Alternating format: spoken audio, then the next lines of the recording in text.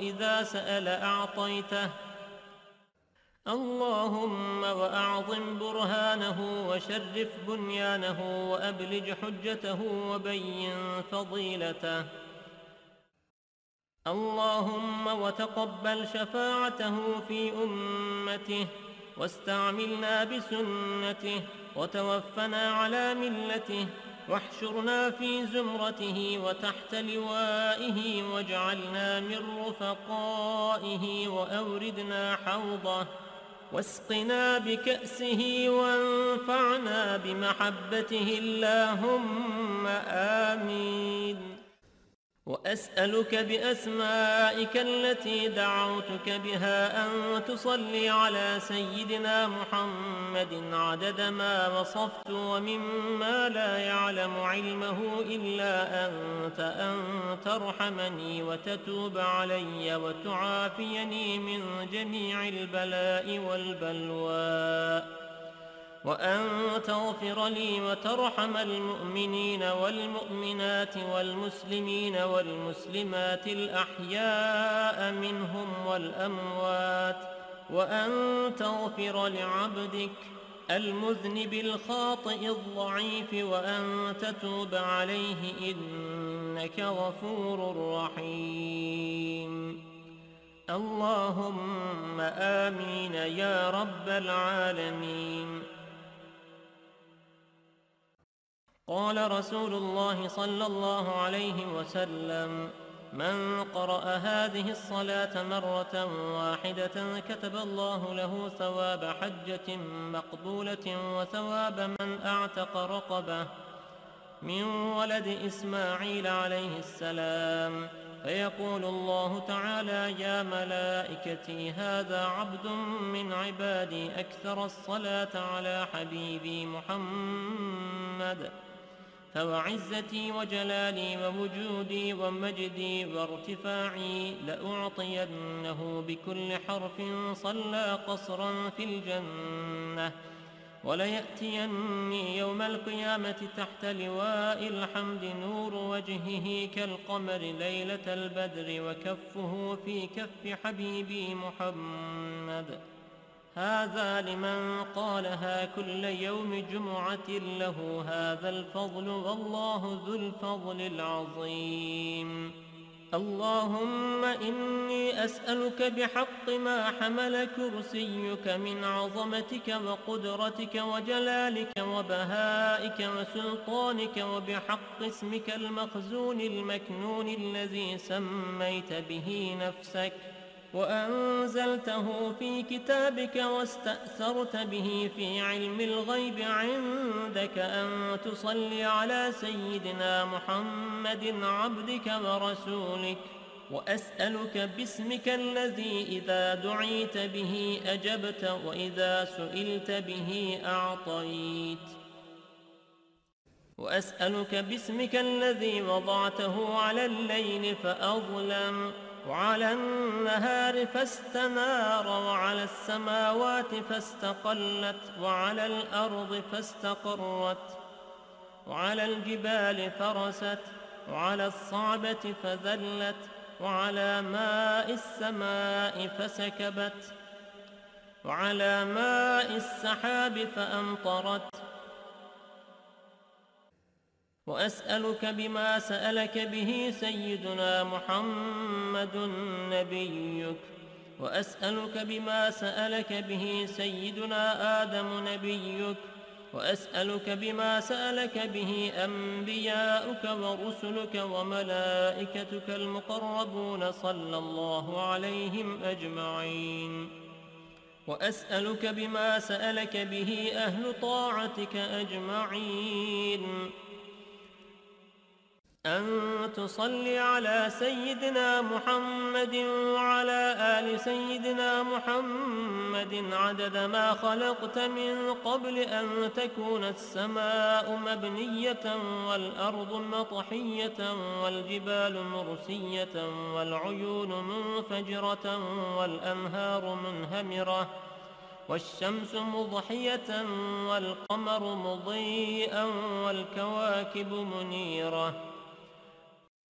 اللهم صل على سيدنا محمد وعلى آل سيدنا محمد عدد علمك، وصل على سيدنا محمد وعلى آل سيدنا محمد عدد حلمك، وصل على سيدنا محمد وعلى آل سيدنا محمد عدد ما أحصاه اللوح المحفوظ من علمك.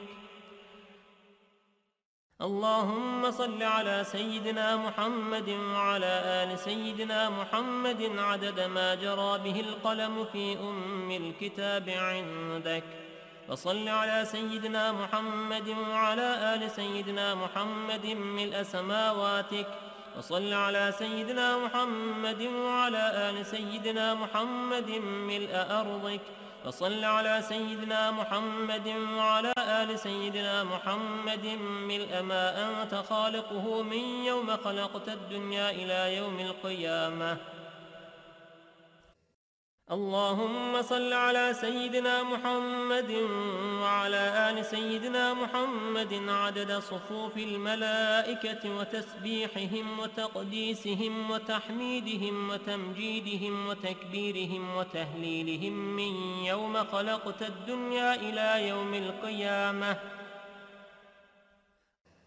اللهم صل على سيدنا محمد وعلى آل سيدنا محمد عدد السحاب الجارية والرياح الزارية من يوم خلقت الدنيا إلى يوم القيامة.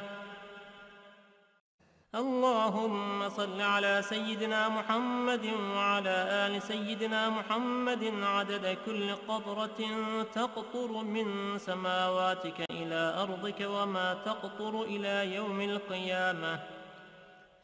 اللهم صل على سيدنا محمد وعلى آل سيدنا محمد عدد ما هبت الرياح وعدد ما تحركت الأشجار والأوراق والزروع وجميع ما خلقت في قرار الحفظ من يوم خلقت الدنيا إلى يوم القيامة.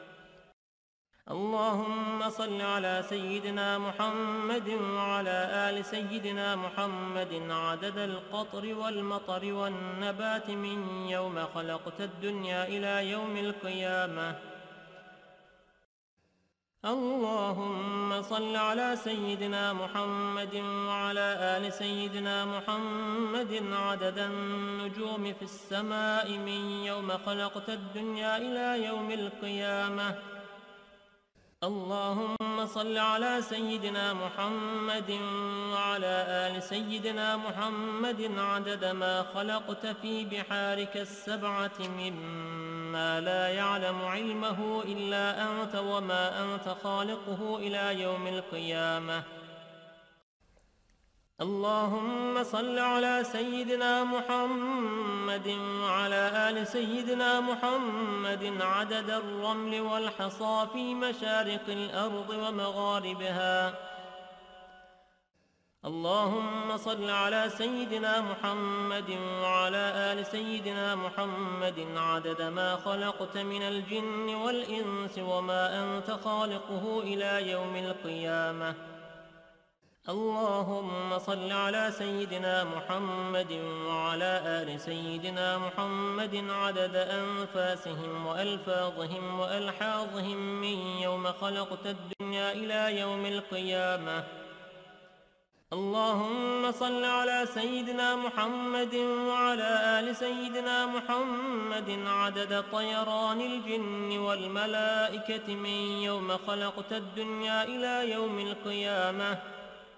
اللهم صل على سيدنا محمد وعلى آل سيدنا محمد عدد الطيور والهوام وعدد الوحوش والآكام في مشارق الأرض ومغاربها.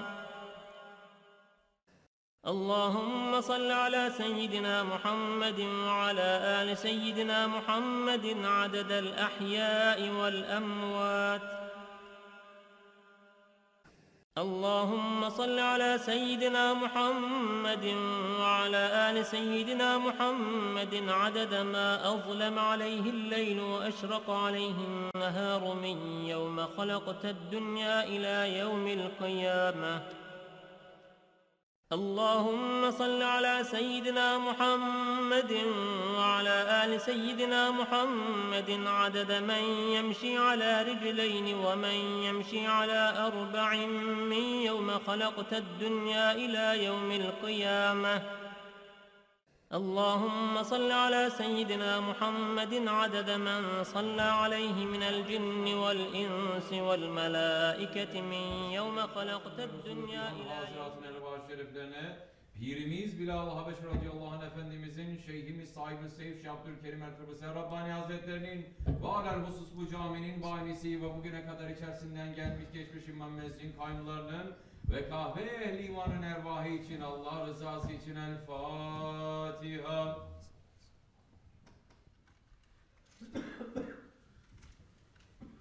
Euzubillahimineşşeytanirracim. Bismillahirrahmanirrahim. İnnallâhe ve melâiketehu yusallûne alen-nebi. Ya eyyühellezîne âmenû sallu aleyhi ve sellimu teslîmâ. Allahümme salli ala seyyidina Muhammedin ve ala seyyidina Muhammed. Allahu Ekber, Allahu Ekber, Allahu Ekber, Allahu Ekber.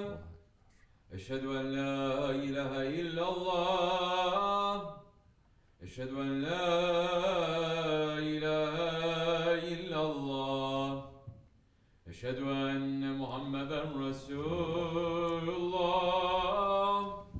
Eşhedü enne Muhammeden Resulullah. Hayya ale's-salâh. Hayya ale's-salâh. Hayya alel-felâh. Hayya alel-felâh. Allahu Ekber, Allahu Ekber. La ilahe illallah. La ilahe illallah. Seyyidina Muhammed Resulullah sallallahu aleyhi ve sellem. Elhamdülillah, elhamdülillah. Elhamdülillahi Rabbil alemin. Ve salatu ve selamu ala Resulina Muhammedin ve ala alihi ve sahbihi ecma'in. Nahmadullah Teala ve nagstaghfiru ve eşhedü en la ilahe illallah vahdehu la şerike leh ve eşhedü enne seyyidina Muhammeden abduhu habibuhu ve resuluh sallallahu aleyhi ve ala alihi ve ezvacihi ve ashabi tabi khulafe raşidin mahdin min ba'di ve zemmeti ala tahkik ve zemmeti alamati khulafe rasul ala tahkik Ömer el-Mu'minin Hazreti Ebu Bakr, Ömer, Osman ve Ali ve ala bakir sahabi tabi'in ridvanullah Teala aleyhim ecma'in. يا أيها المؤمنون الحاذرون اتقوا الله تعالى وإن الله مع الذين اتقوا والذين هم محسنون. الحمد لله رب العالمين وصلى الله والصلاة والسلام على أشرف الأنبياء والمرسلين سيدنا مولانا محمد وعلى آله وصحبه أجمعين. All praises are due to Allah, Lord of the universes. All praises are due to Allah, who invited His Habib, Sayyidina Muhammad alayhi salatu wasalam, to the divine presence, the one who took his Habib to the divine presence. All praises are due to Allah, who is describing this meeting in the Holy Quran, saying, Bismillahir Rahmanir Rahim. By the star, when it goes down, your companion, Muhammad alayhi salatu wasalam, is neither astray, nor is he deceived, nor does he speak of his own desire. It is no less than an inspired inspiration. He was taught by one mighty in power, endued with wisdom, and he grew clear to view while he was in the highest part of the horizon. Then he approached and came closer, and was at the distance of Qaba Qawsayn, 2 bow lengths, or even nearer. And he revealed unto his servant that which he revealed. The heart did not lie about what it saw. Will you then dispute with him concerning what he saw? And verily, he saw him yet another time near the Sidratul Muntaha.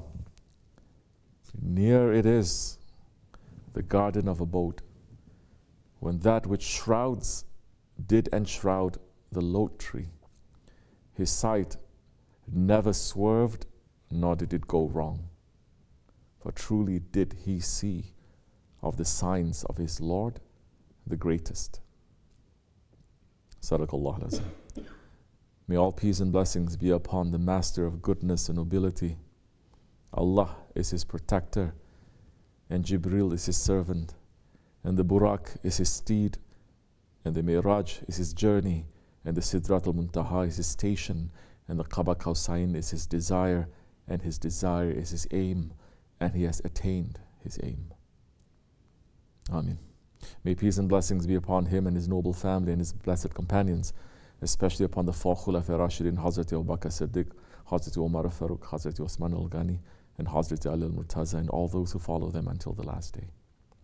Allahumma barik lana fi Rajab wa Sha'ban wa balikna Ramazan. Ya ayyuhal mu'minun, no believers, we are in the days of Allah's month.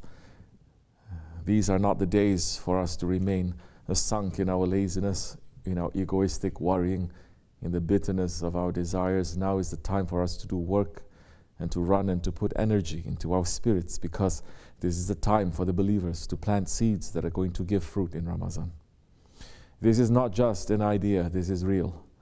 The ones who run during Rajab to make Allah pleased with them, Allah will give their spirits the most beautiful gifts during the days and nights of Ramadan. Islam teaches the hard work.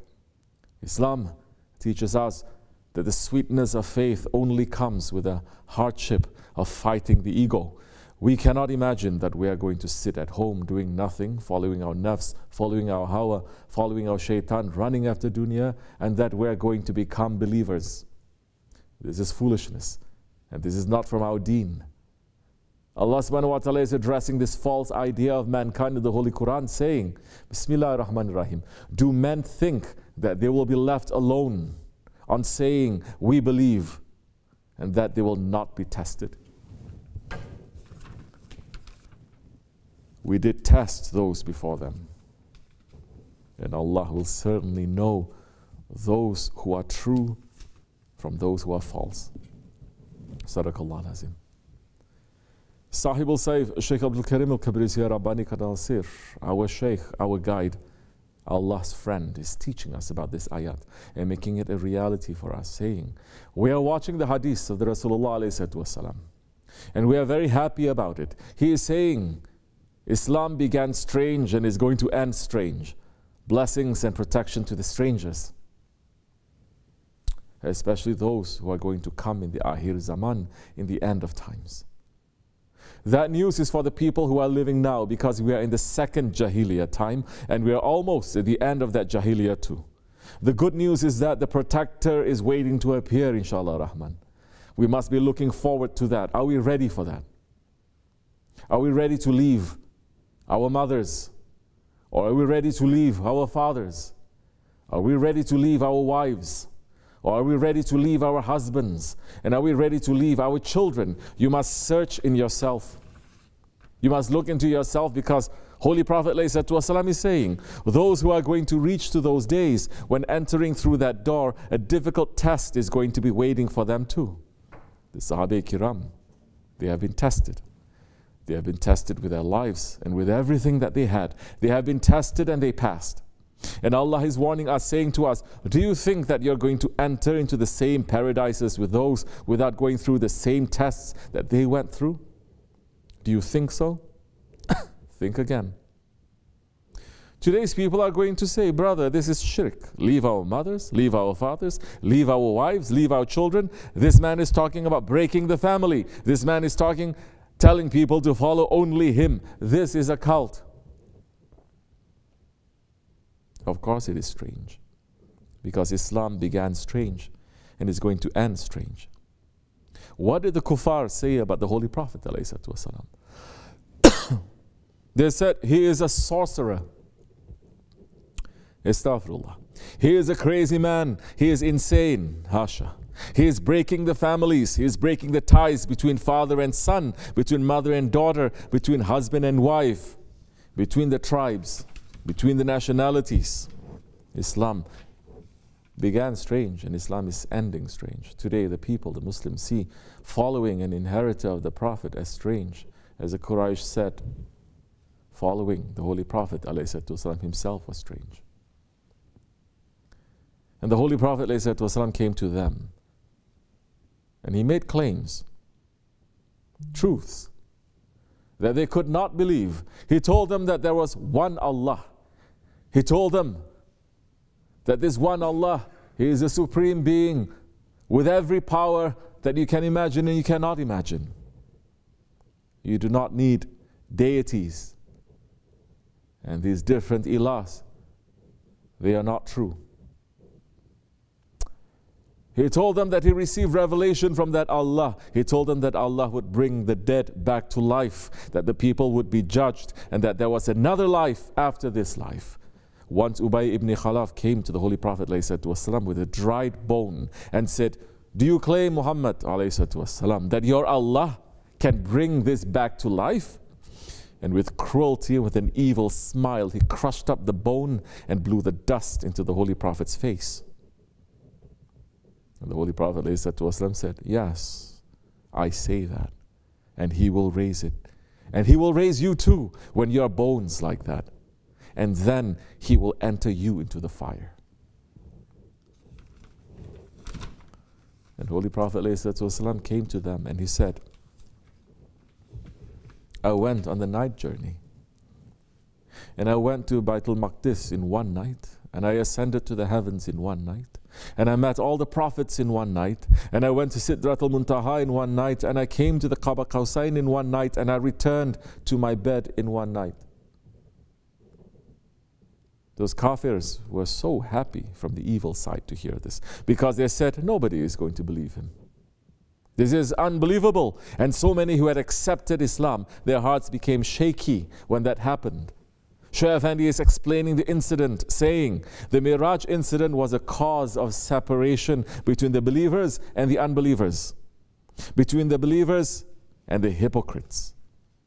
When the Holy Prophet ﷺ came back and said the incident that had happened, and the unbelievers thought that now they have a big weapon in their hands and they're going to launch that everywhere and to everyone around the Prophet. They're going to say to him, you are crazy, and the Sahabis are going to run away. There were so many believers at that time also who believed. Abu Jahil and all the other ones who were attacking, and they changed their lines from the believers to the unbelievers' side. They were believing up till that time. When Abu Jahil came using his own intelligence and saying to them, look, is this possible? This man is crazy. Don't follow him anymore. So many started changing their ways. But they were looking to the big ones who were holding the pillars of Islam, and they reached to Abu Bakr Siddiq radiallahu anh. They said, if we fool this one too, then all that are around him are going to leave him. So they came to Abu Bakr Siddiq radiallahu anh and said to him, Ya Abu Bakr, you are an intelligent man. And now we came to you with intelligence. That man whom you are following, now he is saying, you didn't see him yet, but he is saying that he went to Miraj in a very short time at night, and he came back and all these stories. What do you say to this? You are an intelligent man. He said to him, if he said that, then I accept. I don't have to hear him. Are you saying that he said that? They said yes. He said, then I accept it, because now I have enough evidence to understand that Allah is giving no limitations to that prophet. He is a prophet. Alhamdulillah. So that way Abu Bakr Siddiq radiallahu anh was given the title Siddiq, the most trustworthy one. Alhamdulillah. We are following his way. We are following the Naqshbandi way, which is the Siddiq way. The way that is coming from Abu Bakr Siddiq radiallahu anh is reaching to our time. Alhamdulillah that we have been guided to the Siddiqi way. But now in the second Jahiliyyah, we find so many Muslims. They are doubting the Miraj. So many Muslims are saying, this is not logical. This is not scientific. It must have been a dream. This could not have happened. Well, it must have only been spiritual. Well, he could not have gone with his body. That is impossible. And we find scholars of the second Jahiliyyah saying it's okay to believe in the Isra only, but not in the Mi'raj. This is second Jahiliyyah. Sultan al-Awliya Shaykh Maulana Muhammad Nazim Adil Haqqani, the inheritor of the Siddiqui way, speaking the truth to those who deny the Mi'raj, saying, when reaching on Mi'raj and the Lord's divine addressing was addressing all of them there, Ya Muhammad alayhi salatu wasalam, enter, ahlan wa sahlan, I am welcoming you. You are believing or not? Huh? But you are never happy to be welcomed or to be honored by that one whom his Lord is welcoming him. And you are so jealous, people. If anyone's saying Sayyidina, you are saying no. Say Muhammad alayhi salatu wasalam. Say Sayyidina. Who is welcoming? I'm asking in front of the whole Muslim world, those people who are saying we are Wahhabi or saying we are Salafi, I'm asking them, who was welcoming the seal of prophets at the Sidratul Muntaha? Who was welcoming? Say, Ridwan or Malik or Jibrail or Mikhail or Israfil. Who was welcoming the seal of prophets? To give more honor to that one. Which honor can be more than that honor to welcome him on the night of journey? Allah Almighty was saying, oh my beloved one, welcome to you. Am I becoming kafir with my words? You are giving a fatwa that I'm becoming kafir. Astaghfirullah. You must correct your beliefs and your understandings about that one who was welcomed by Allah Almighty on the night of journey. Alhamdulillah. Our Shaykh is teaching us about the Mi'raj. And we believe in everything about our Holy Prophet. And we love everything about our Holy Prophet. And we are qurban for the dust under the sandal of our Holy Prophet alayhi wasalam. O Muslims, O Ummati Muhammad alayhi wasalam, the 27th of Rajab, the time of that Mi'raj is in a few days. Are we understanding what that Mi'raj means in the history of the universes? Are we understanding the greatness and the majesty and the awesomeness of that night? Sahib al-Sayf is saying, when Holy Prophet ﷺ came to Masjid al-Aqsa, 124,000 prophets came and they were ready.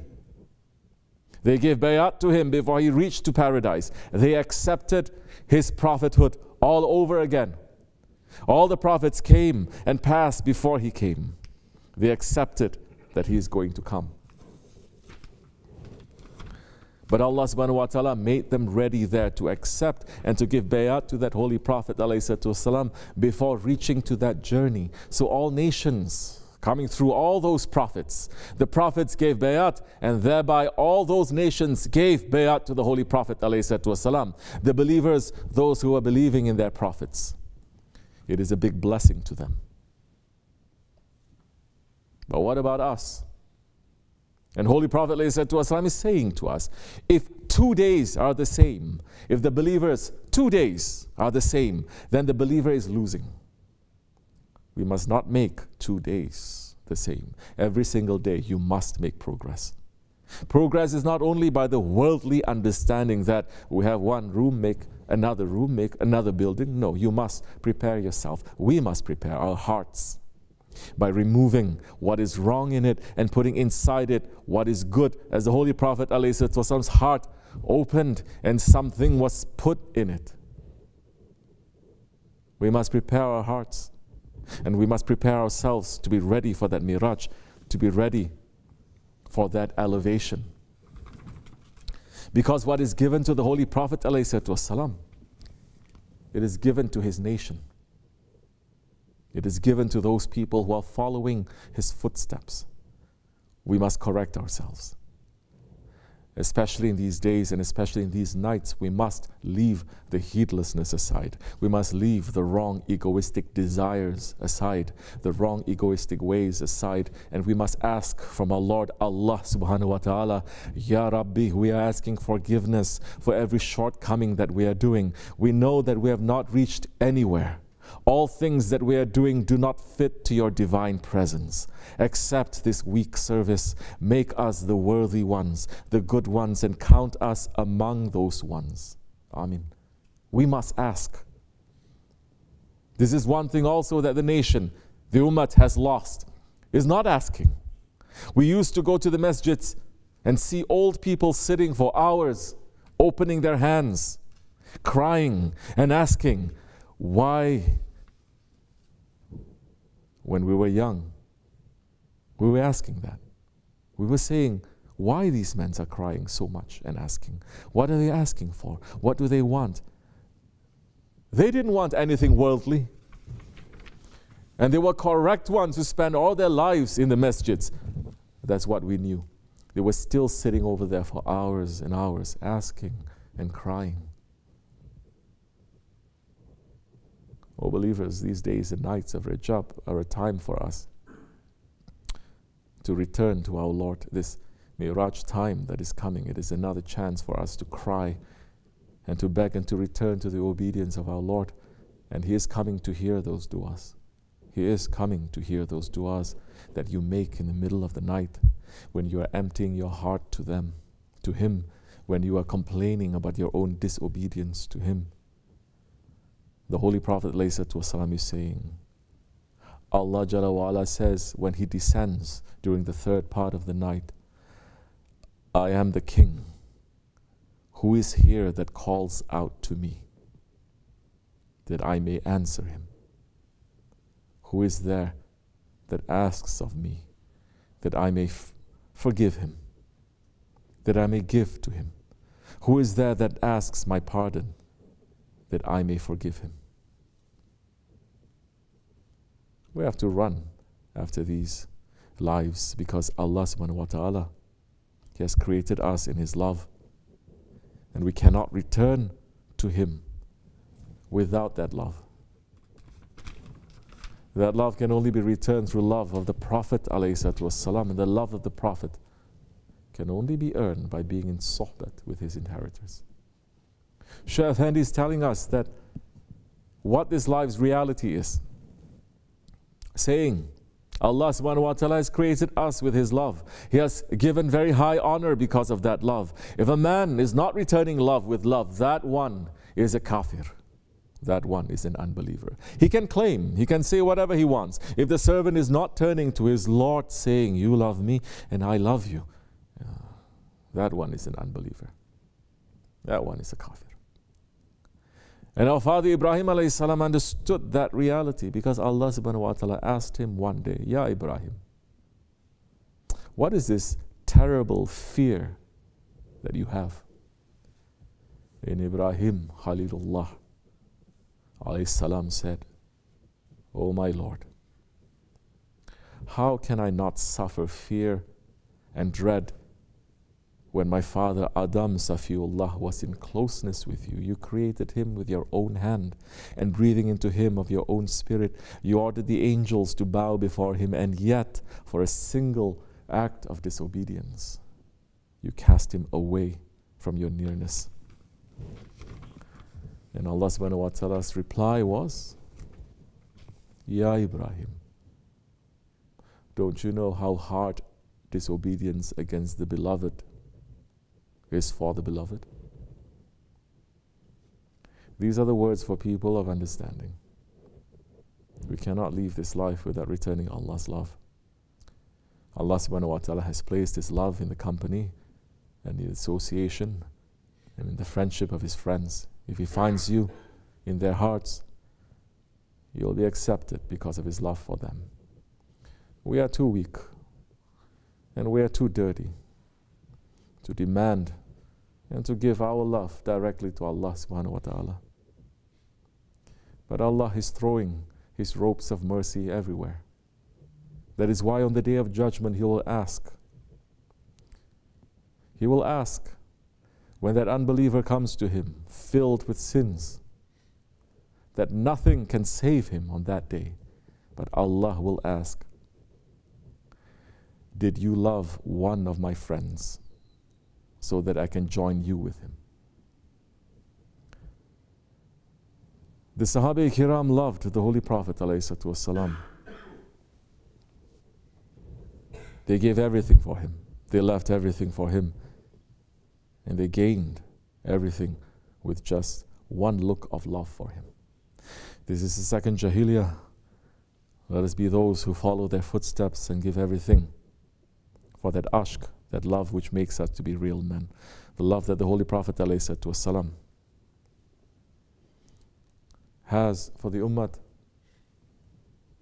and that love that Allah shows for him. That love will make us to be on the path, inshallah Rahman, of the Sahib al-Mi'raj. Because as Maulana Rumi said, the body of mud shall rise to the heavens through the power of ashq. We must run to learn that passion, to learn that love.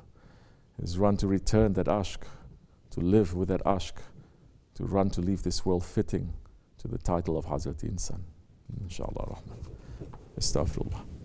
Astaghfirullah. Astaghfirullah lazim alazi. La ilaha illa wa al-hayyul qayyum wa atubu ilayhi.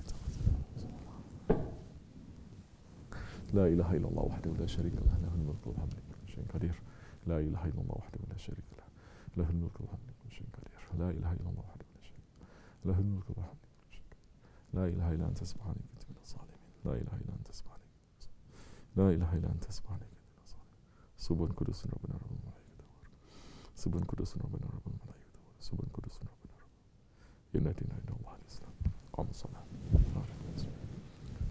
الله أكبر الله أكبر الله أكبر الله أكبر أشهد أن لا إله إلا الله أشهد أن لا إله إلا الله أشهد أن محمد رسول الله أشهد أن محمد رسول الله حي على الصلاة حي على الصلاة حي على الفلاح حي على الفلاح قد قامت الصلاة قد قامت الصلاة الله أكبر لا إله إلا الله سيدنا مولانا محمد رسول الله صلى الله عليه وسلم.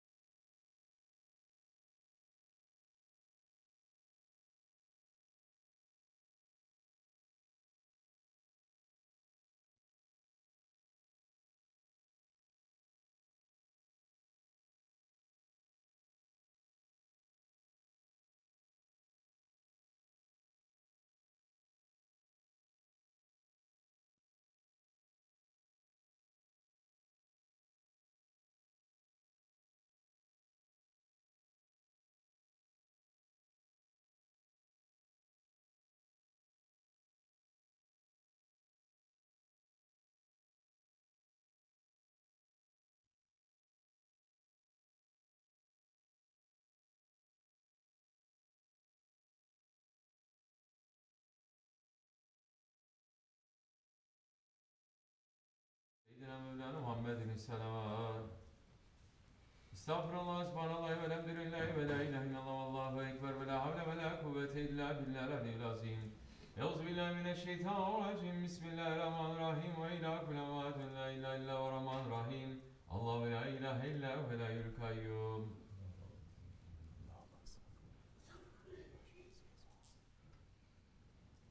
Zülcelali ve kemali sübhaneke ya azim. Subhanallah.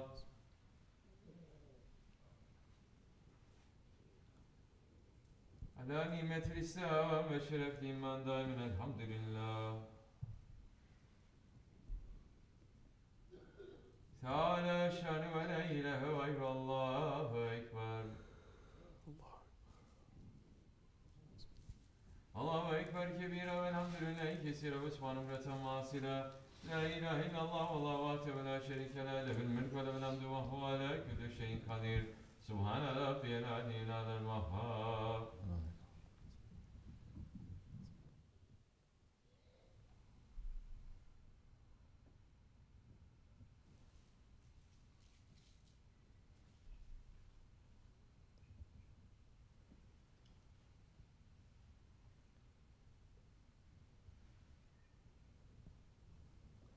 Elhamdülillahi Rabbil alemin. El-Fatiha.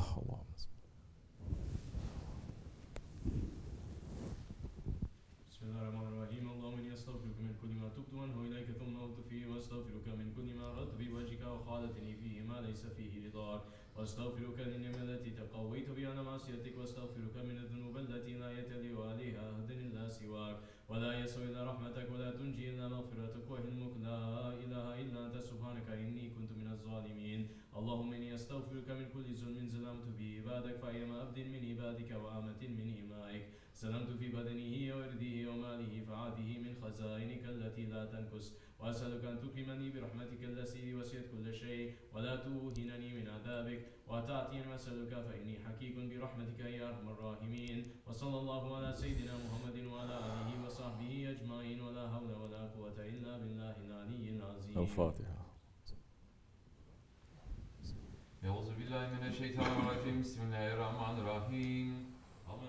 بما أنزل إليه من ربي والمؤمنون كل آمن بالله وملائكته وكتبه ورسله لا نفرق بين أحد من رسله وقالوا سمعنا وأطعنا غفرانك ربنا وإليك المصير.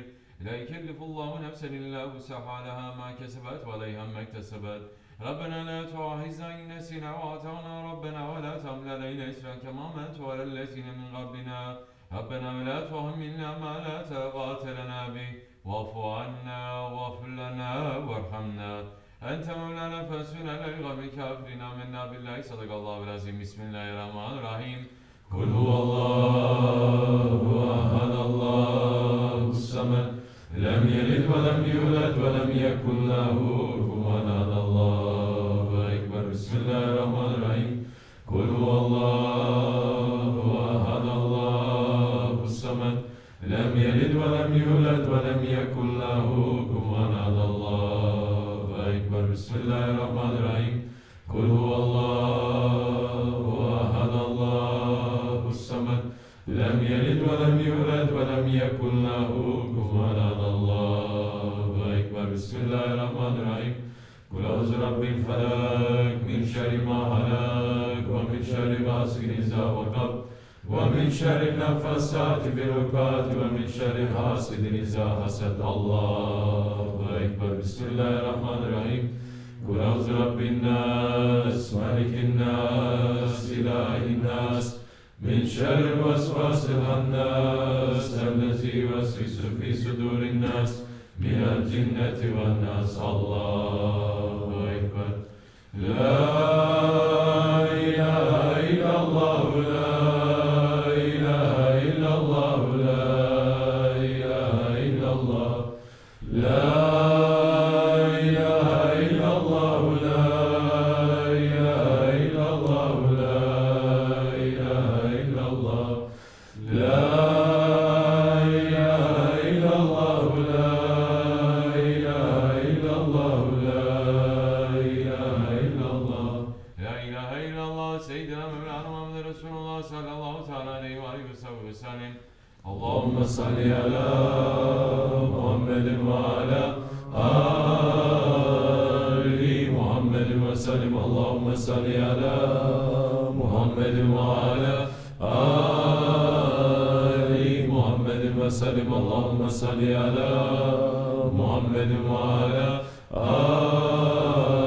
آل محمد وسلم اللهم صل على محمد وعلى آل محمد وسلم اللهم صل على محمد وعلى آل محمد وسلم اللهم صل على محمد وعلى آل محمد وسلم اللهم صل على محمد وعلى آل محمد وسلم اللهم صل على محمد وعلى آل محمد وسلم اللهم صل على محمد وعلى آل محمد وسلم اللهم صل على محمد وعلى آل محمد وسلم صل على وسلم على جميع الأنبياء والمرسلين وعلى كل الأجمل والحمد لله رب العالمين على أشرف العالمين سيدنا محمد صلوات على أفضل العالمين سيدنا محمد صلوات على أكمل العالمين سيدنا محمد صلوات صلوات الله تعالى وملائكته وأنبيائه ورسوله وجميع خلق محمد وعلى آل محمد عليه السلام ورحمة الله تعالى وبركاته رضي الله تبارك وتعالى سادنا أصحاب رسول الله أجمعين وعن تابعين بإحسان ومجتهدين المحترم المتكم على الأنبياء الصالحين وإلى مشايخنا تركة نقشبندية العليا قدس الله تعالى أرواحهم زكية منور الله صلاة باركة ورى الله تعالى بركاتهم وفداتهم دائما والحمد لله رب العالمين. الفاتحة.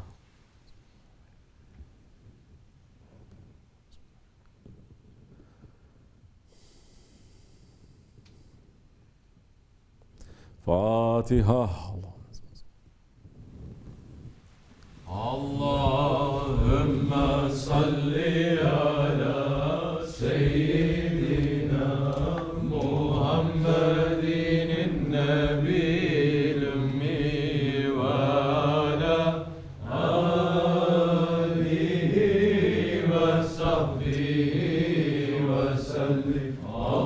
اللهم صل على سيدنا محمد النبي الأمي وعلى آله وصحبه وسلم. اللهم صل على سيدنا محمد النبي الأمي وعلى آله وصحبه وسلم. الله أكبر الله أكبر لا إله إلا الله والله أكبر. الله أكبر ولله الحمد. الله أكبر الله أكبر لا إله إلا الله والله أكبر. الله أكبر ولله الحمد.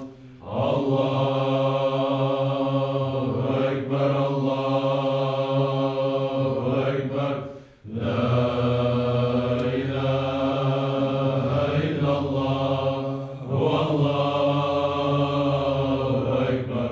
الله أكبر ولله الحمد. الفاتحة. Biz Osmanlıyız. Biz Osmanlıyız. Tek şanlıyız. Tek şanlıyız. Tekbir. Allahu Ekber. Tekbir. Allahu Ekber. Tekbir. Allahu Ekber. ولله الحمد. السلام عليكم. Aleykümselam. Never forget how much Allah and His Prophet loves the Ottomans. Never forget how much the Ottomans were in love with Allah and His Prophet. And they were running whatever that they are doing to please them, to please Allah. They were not running for this dunya. They were not running for their desires and the ego. The one who brought down 2 empires, the one who took the biggest symbol of Christianity, that one says, I will burn everything just to get one smile from the Holy Prophet. He was willing to leave everything. He was willing to sacrifice. That his whole life, his father's life, his grandfather's life, was just aiming for that. And he says, all this that I've aimed, it is nothing if I don't get your smile. Something to think about. Do things that is going to make your Shaykh smile. Don't just do things that's going to make you smile and for you to be happy. Seek his approval, like a child that is going to seek his father's approval. Allah subhanahu wa ta'ala is the creator of mercy. The father, the mother does not have more love and mercy than Allah. Allah is the one who creates it. And when your child calls out to you, you answer. Your heart turns. You think Allah subhanahu wa ta'ala will not turn to us when we call to Him sincerely? Sincerely, just like that child. Something to think about. And when we call to our Shaykh, you think He's not going to turn. May Allah make us to become pure ones, inshallah. May Allah clean us. May Allah give us the strength. May Allah forgive us. May Allah make us to become strong. May Allah bring down the kufr. May Allah bring down tyranny. May Allah bring down every ism except for Islam, inshallah. May our Shaykh be happy with us. Fatiha. Assalamu alaikum.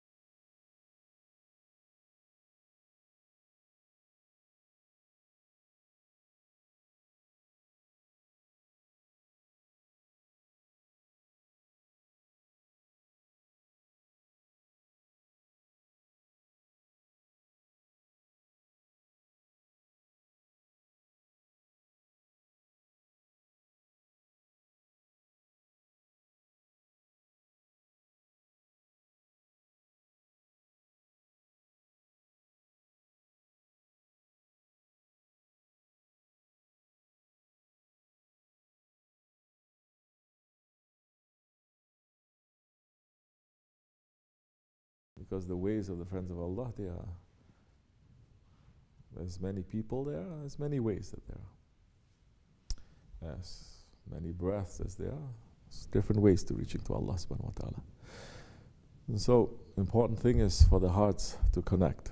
Now, for those ones that they are young and they're so far away, as long as they are connected their hearts to a friend of Allah, to our Shaykh, then it is easy for our Shaykh's help to reach to them, even if they break here and there. It doesn't matter, they're still young, understand? And they have to run to know the world a little bit, but at least now they're not going to turn to become those ones who are going to hate the ones that Allah loves. It's very dangerous. You cannot do anything, but you can love those whom He loves and hate those that He hates.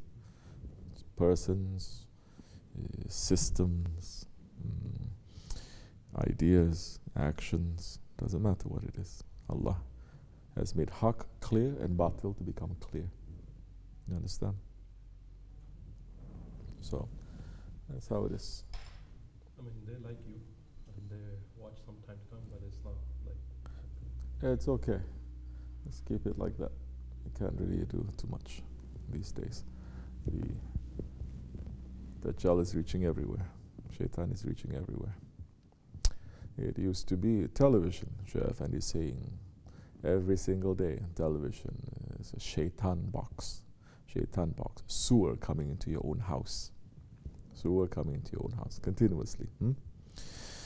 Now people don't need that shaitan box. And they don't need for it to come to their house. You can be with them wherever they are. They can look whenever that they want to look. So it is necessary now to understand what the scholars are doing and what the sheikhs they are doing. How the sheikhs, big inheritors of the prophets, how they're going to turn the hearts of the people to face step by step. The Sharia took 23 years. It's not overnight. There's so many things that people first they need to understand before they do. They're not just going to follow blindly. Islam is not to follow blindly. You do something good later, you must learn to understand. You may do something good, you may not understand everything, but you understand is good. That's not blind. And you do. Later, you must stop and you must ask. You see the results, you know. You understand?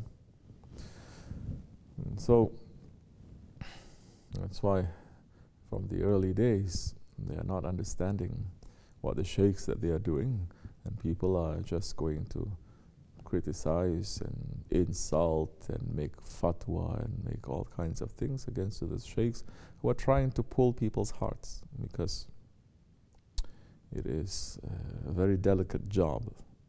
It is a job that is really not left to the scholars to do. Ilm is something, irshad is something else, guidance is something else. And it's going to take a long time.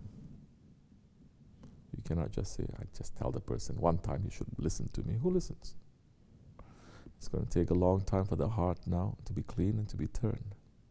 And you must do it not because you think you are better. You must do it not because you say those ones are worse than I am. You do it because your heart must contain that kind of care, that kind of love, that kind of concern that the Prophet has for the Ummah. The Prophet ﷺ, he was not sent here to punish the nation. It's not one of his titles. He's sent here to punish. He's not here to give punishment to the nation. He's not here to come and to say, you go to hell, you go to hell, you go to hell. I kill you, you go to hell. I kill you, you go to hell. It's not that. He came to be a mercy. Now the mercy reaches in so many different ways. Maybe some people are saying, what is that mercy? He's using a sword. But what do you know of mercy? The mercy of a surgeon is using his scalpel to cut. That is the mercy of a surgeon. The tyranny and the oppression and the wickedness and the evil of the friends of the drug addicts is to give him what he wants and to smile and to say, I'm your friend. Shaitan never comes to say, I'm the enemy of Allah, I'm the enemy of man, I'm the enemy of good, follow me. Shaitan always comes to say, I'm your friend. And so the prophets, they went through so much. The awliya Allah, they spent so much time understanding, studying and understanding, thinking and understanding, and how to reach people. Why are they falling into this way? What is the best thing? Maybe the best thing I shouldn't say, I cannot say now. I can only say 5 years down the road, 10 years down the road. And so many times they're saying, we're doing what we can, let's see what's going to happen. It is beyond our control, not to say that now I'm going to control, I'm going to bring people to paradise. No. So the Prophet ﷺ was a mercy. How are we going to make people understand when they are still split with duality? Good and bad, right, and all this. Evil and good. They're not understanding what is beyond that, what is in between that, what is before that. They're only going to judge according to their eyes of what it is. So, how are we going to understand? How are people going to understand? How are Muslims today, how are non-Muslims going to understand that the Prophet saying to those prisoners that he just captured, and he's smiling at them, and they look at him and says, look, he's saying that he is a prophet, but he is happy that he catch us, he's going to kill us. And the Prophet saying, don't you know, my prisoners, they go where I'm going. How are we going to understand that? So, it's difficult when you are not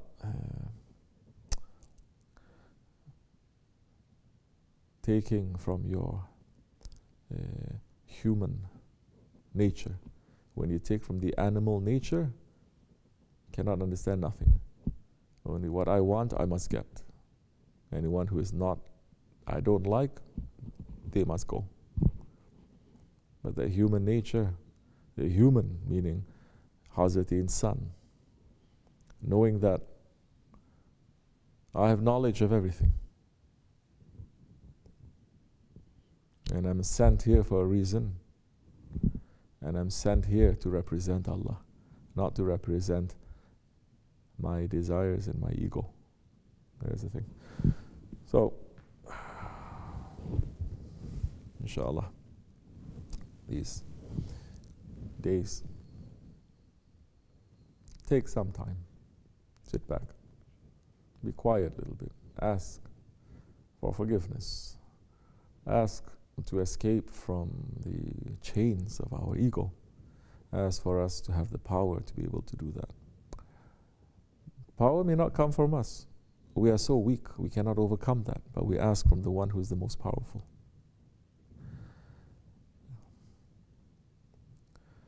And may Allah make us to become more sincere,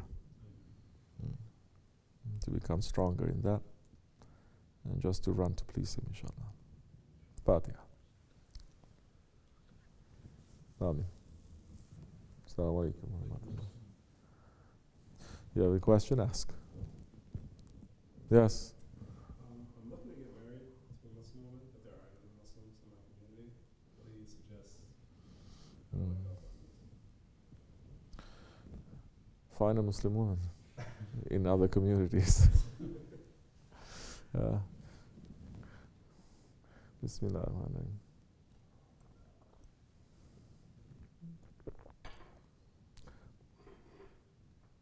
We'll try to help as much as we can, inshallah. Okay, any other question? Bismillahirrahmanirrahim. What should I focus on when at Medina Sharif and Makkah Sharif? Bismillahirrahmanirrahim. This is, I believe, is coming from our murid. He's making the Umrah.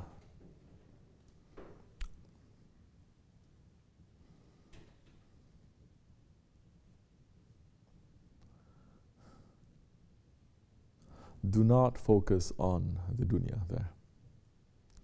Do not let your eyes to be fooled by the things that they are showing and selling, all the shiny things that are there. Do not spend your time there as a tourist, eating here, drinking here, and resting in your hotel room.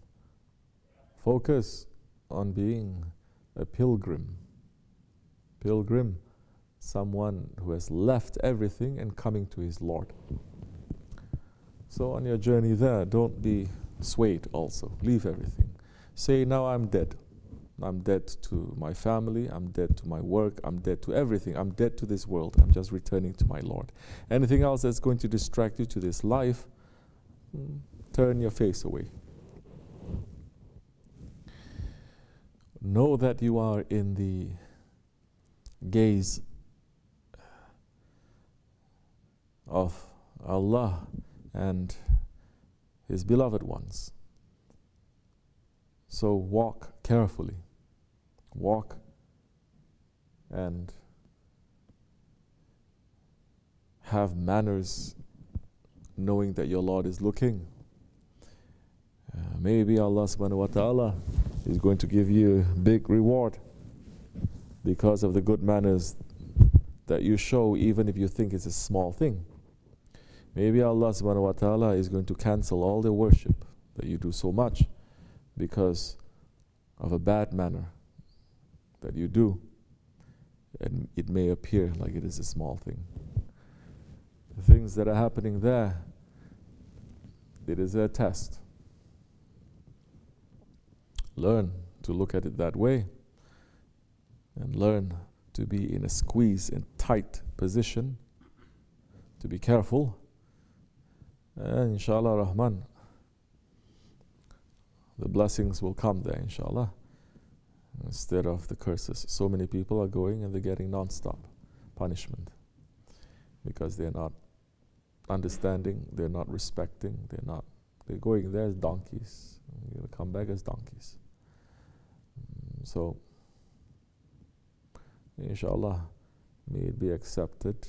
Do not go to the areas of shopping and all these kinds of things. Understand that so many of these areas too, it used to be very holy places and people are using it for very dirty dunya reasons. Go to the places where the Prophet and the Sahaba Kiram, they used to go, even if it is only one stone, one well that is there. We're not looking to the outward form. We're looking to the blessing and commemorating that action and that spot and that Prophet there. And when you do that, Allah will love you. May it be easy, inshallah. Assalamu alaikum. Okay, what else? Bismillahirrahmanirrahim. What is the lesson to be taken from Layla and Majnun? What is the true story? Bismillah. I will answer that another time, inshallah, because it's a very long answer. We have to set up some foundations from it. And people of course it is a let us say it is an allegory, it is a story, a learning story, and to show the love and the submission not of man and woman but between the servant and Allah subhanahu wa ta'ala. That in order to be in love with Allah, you have to be a little bit crazy.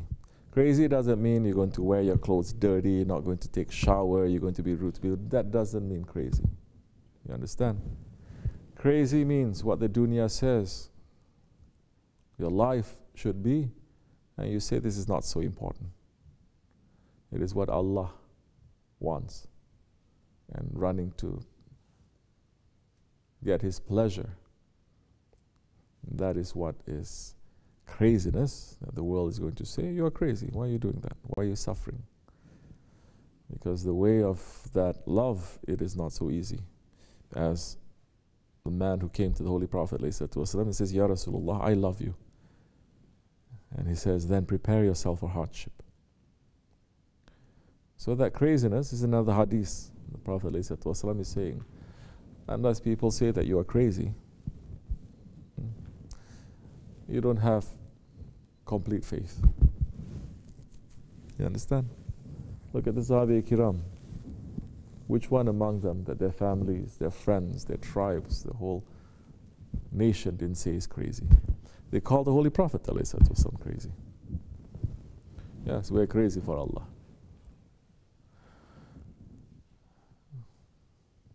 So, the story goes, one day the Sultan called Layla because everyone is speaking about how beautiful she was.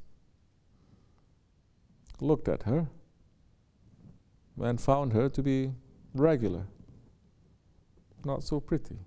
Definitely not the Layla that everyone is talking about that's driving a man to become crazy. So he said, you're Layla? I said, how is this possible? And she turned to him and says, shut up, don't speak. You cannot see because you're not Majnun. You understand? Abu Jahl looked at the Prophet ﷺ.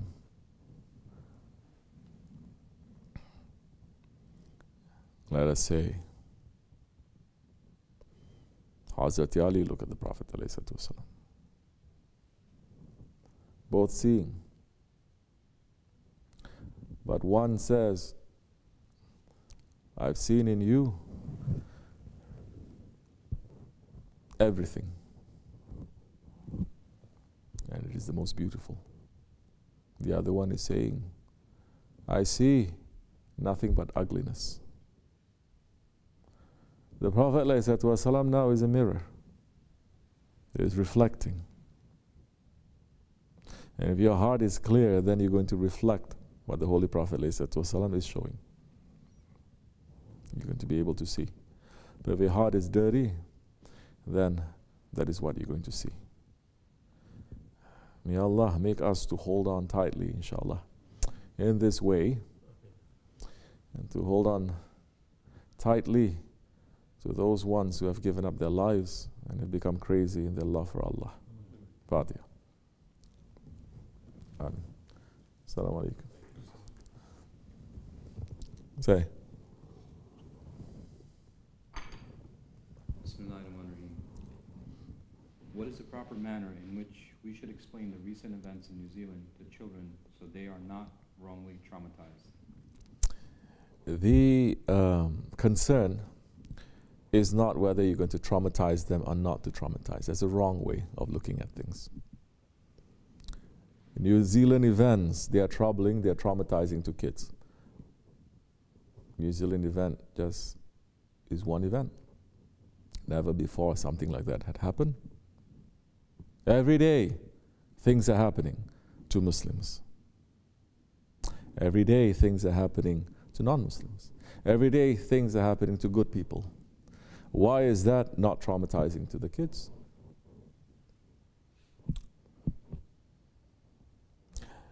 It should be. But the idea is that not to take all these things and to make them to become traumatized. The idea is for them to know that these things happen and it happens for a reason. And this is a part of life. What are you going to say now? The stories of the saints and the prophets, they're traumatizing? The first martyr in Islam was an old woman, and they tie one leg to one camel and the other leg to another camel facing opposite direction, and they rip her apart. Oh, we don't like those stories for our children. You're not then raising them properly to say that when you are in the way of haqq, you are going to be tested. That's not trauma. That's being tested. And what that testing is going to do to you is going to make you to become stronger. So those things happen in New Zealand. What are you going to say? A bad man entered, yes. And he killed those people, yes. And this is something that has been repeated for over 1,400 years. The bad people will always come, and they're going to punish, and they're going to be cruel to the good people. It happens. Now, we must look, and we must ask Allah subhanahu wa ta'ala, number one, not only to say, may He protect us. You understand?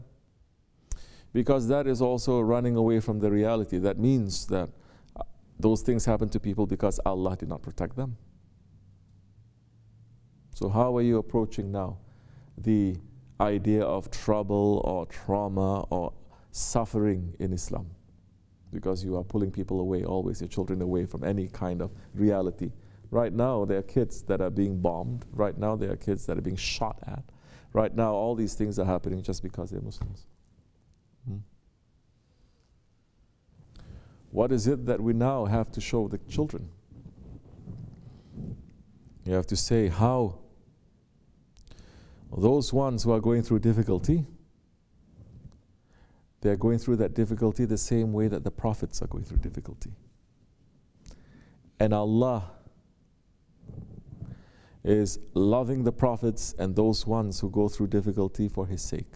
And this world, the difficulty of this world and the pain and suffering of this world passes, and it's nothing compared to the eternal happiness and the eternal blessings that Allah subhanahu wa ta'ala is going to put people in for those who are going through difficulty for His sake. You feel pain today, it goes, it disappears. It's not going to stay. This world is not going to stay. The pain of this world is not going to stay. The happiness of this world is not going to stay. But Allah is going to put those ones who are strong in His way. He never leaves them. And what they are going to get for eternity, for forever, is something that their heart desires, something that is so beautiful and so nice. But those ones that they are not respecting Allah, and they are being in the way of shaitan, and they are giving problems and suffering to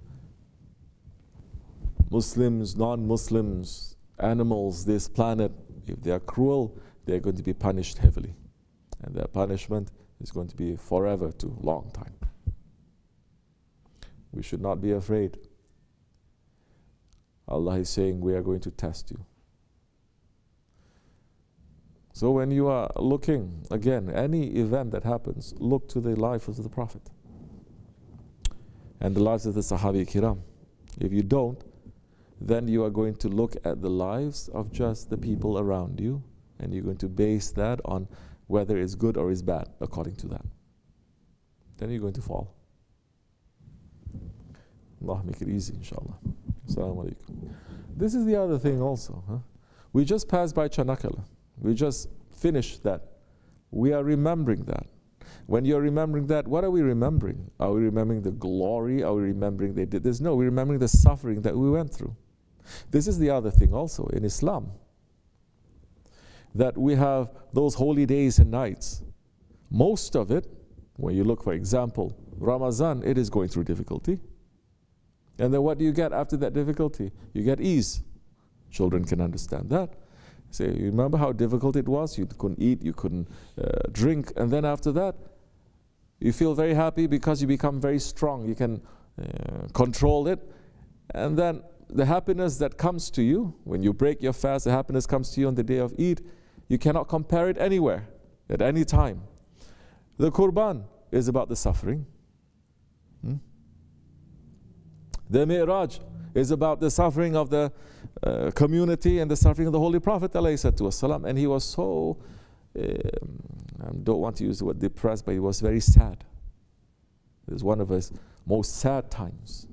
And he's not sad for himself. He's not sad because Allah is not helping me. He's sad because of the people that are around him and they're not listening to him. He's trying to take them to paradise and they're not listening to him. And he's sad because his own family insists on being in hell. So once you teach your children these things, not just Eid is to eat, Bayram, Qurban is just to eat meat and everything is just to enjoy, but you're giving them the real picture of what these holy days and nights are, and then that time they can approach a life knowing that this life, there is suffering and there is happiness. That suffering is not something that is alien to this life. Suffering is not something that is traumatic, that they cannot function. It is important. Because anything that has meaning, you have to struggle. Anything that has any meaning in it, you have to struggle. Even if you want to make tea and you want to have the best tea, the best meaning in that tea, you have to struggle. It doesn't come just like that.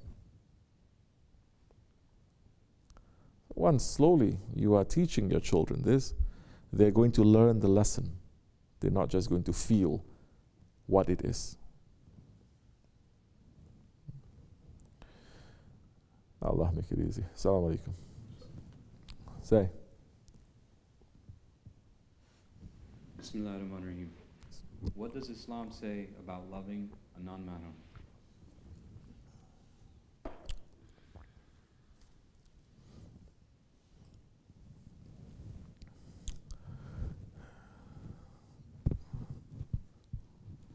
What do you mean loving? It all comes down to that. What do you mean loving? Someone is not a mahram to you. Someone who is not a mahram to you, in reality, it is forbidden for you to have any contact with that person. This is the Sharia of Islam. Forbidden for you to have any contact with that. Because that one is not halal to you. You understand? Whether you like or you don't like, you love or you don't love, you desire or you don't desire, that one is not halal to you. If you love something that is not halal and you still take it, even when it's not halal, it will cause damage to you.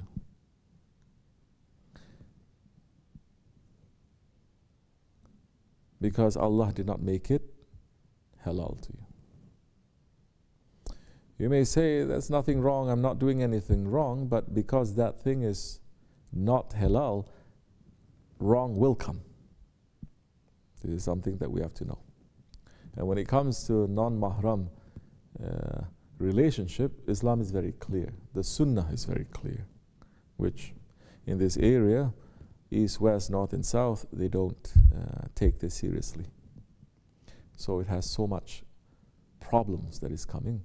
You may be a real good one, but when something is forbidden for you, this dunya will push you to that. Shaitan will push you to do that. Your ego will want it. Ego does not want anything that is halal. It only wants something that is not halal to you, that is forbidden for you. So you have to make a choice. You take it, you will feel happiness, but in reality you are making your ego to be happy because Allah is not happy with that decision. If you can make that thing to be halal, then take it. If it cannot be halal for you, if that non-mahram will always stay to be a non-mahram, then you have to make the right decision. This is up to you. No one is going to force you. You make the right decision, you will win for yourself. You make the wrong decision, you will lose for yourself. If you say, well, Allah is the one who put this love in my heart, Allah will not put the love of a forbidden thing in your heart. Never. Allah will only put the love of something that is good in your heart. The love of something that is forbidden is only coming from shaitan and your ego, your desires, the dunya, that maybe you don't understand and you think is coming from you. It's coming from your spirit. It is not coming from your spirit. It's coming from your nafs. And what the nafs and shaitan would do, even if something is, there is something that is halal, they will make that halal to become haram. That means that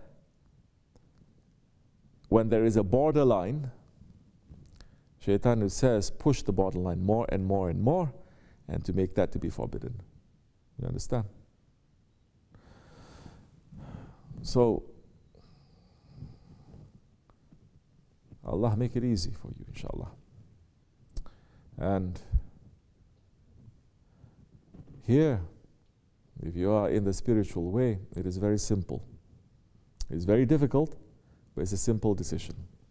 It's a difficult decision to carry through, but it's a simple decision to make. Which one, who are you trying to please?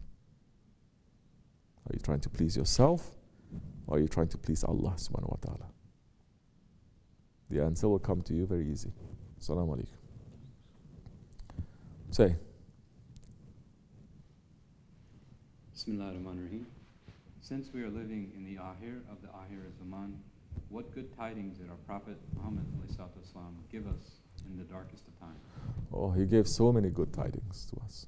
One of the things that we can take and we can hold on to, that our Shaykh is always speaking and stressing on, is saying in this Ahir of Ahir Zaman, if you carry one sunnat of the Prophet ﷺ, one, not two. Wearing a turban is one sunnat. Wearing a jubbah is a sunnat. Wearing haidariya is a sunnat. A smile is a sunnat. Any sunnat that the Prophet came with, thousands and thousands of them, if you carry one sunnat, you will get the reward of 100 martyrs. Not a reward just because you're doing it, but a reward of 100 martyrs. And they asked him, the martyrs of the Ahir Zaman? He says, no, the martyrs in my time, the martyrs of the Sahaba Kiram who passed. Why is that? Because to carry one sunnat in so many ways, you have to kill your ego so many times to do that. Ego doesn't want to wear this turban.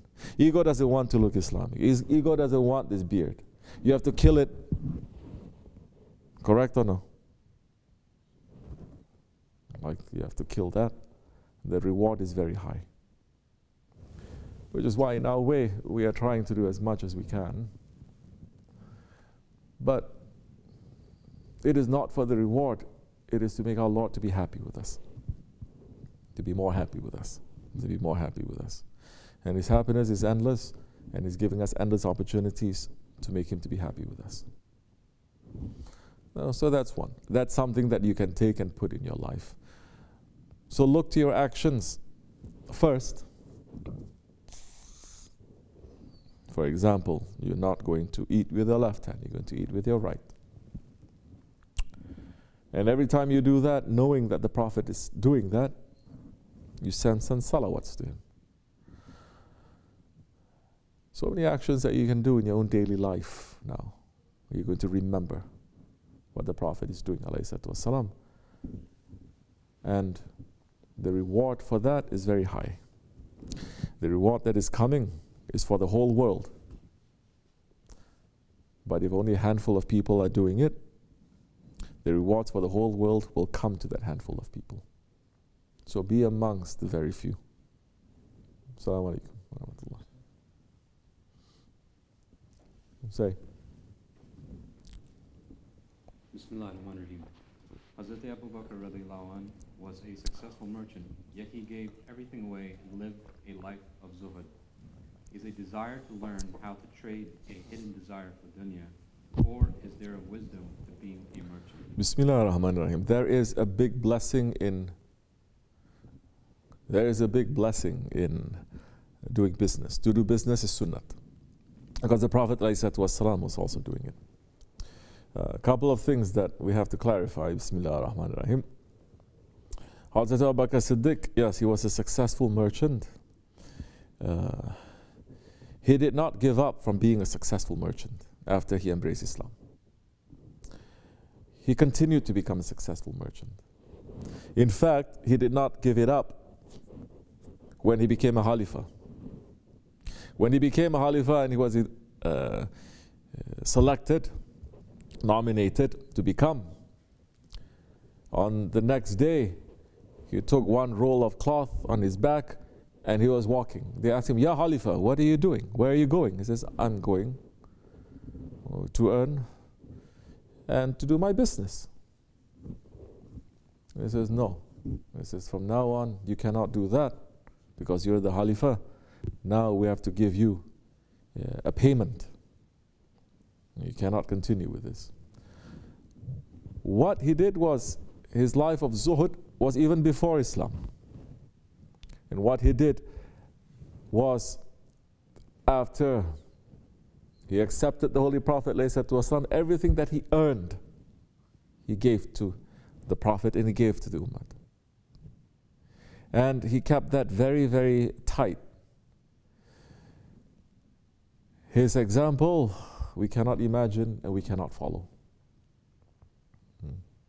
Because his example is, he is not giving 1/40th of his earnings. Everything that he has, he gives. So, the trading, when you are making the trading now, because we have to understand also what is today's definition of certain things, what certain things mean, and what long time ago what they mean. They're the same thing, but they're completely different meaning. And it's different meaning when you are in Islam, different meaning when you're not in Islam. Different meaning when you're in spirituality, different meaning when you're not in spirituality. Everybody today, a very hot topic, everyone is fasting, correct? Unbelievers also fasting. They say fasting is very good. The body starts to eat itself. When you are fasting, eats all the wrong things, all the dead cells and everything. And they're discovering that when the body does that, it cleans and it destroys all those cancer cells that's all that built up because you're eating too much meat. Okay? That's fasting. Muslims fast too. But we're not fasting for that. It's completely different. We get the benefits, but it's not just that. It's more than that. So the business that the Prophet ﷺ was doing, the business that Hazrat Abu Bakr Siddiq was doing, is not the business that we're doing today. The system is completely different. And the reason for doing the business is different. And what they're doing with the money when they get the business is completely different now. So what were they doing? Is there wisdom to being a merchant? Of course there is. Because when you are doing that, you interact with people. You interact with people. And you know who they are, what their hearts are. And you can know them at a very human level, and you may speak to them at a very human level. This, one of the big things that the Muslims, when they are traveling, is to do that. And one of the ways that Islam was spread everywhere is because of that too. But they did not go there to make money and, oh, okay, by the way, let me talk about Islam. No, they came there to spread Islam. But what else are they going to do? This is the most basic, this is the most common, this is the easiest way of sustaining a living. I have something, you have something. You have something and I want. I don't have that, but I have something that you want. Let's exchange. This is basically what a business is. What else are they going to do? That they're traveling to all sorts of different places. What are they going to do? They're going to give seminars? Make YouTube videos? What are they going to do? So, there is a great wisdom, yes, in being a businessman. You learn about yourself, you learn about others, and especially if you are learning how to become a businessman with the Shariat of Islam and within Tariqat. It's not that easy. You'll discover things, you're going to look at things, you'll understand your ego a little bit more. But if you're doing it properly, it's a very big blessing that comes to it. Assalamu alaikum. Okay. Say. Bismillahirrahmanirrahim.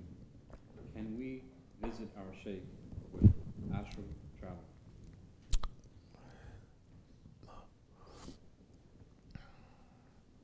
It is like, if you ask me, can we visit our Shaykh if we, by flying, catching a flight and coming to the Dergah?